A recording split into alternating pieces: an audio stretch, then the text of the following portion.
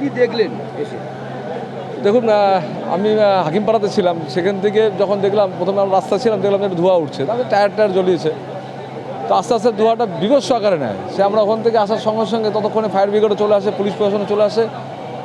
তার সাথে সাথে এখানকার যারা সাধারণ মানুষ, তারা যখন দেখতে পারে, তারাই সহযোগিতার হাত বাড়িয়ে দেয় পুলিশের সাথে সাথে, ফায়ার ব্রিগেডের সাথে, এবং খুব দ্রুততার সাথে ফায়ার ব্রিগেড সেটাকে, আগুনটাকে নিয়ন্ত্রণ করে।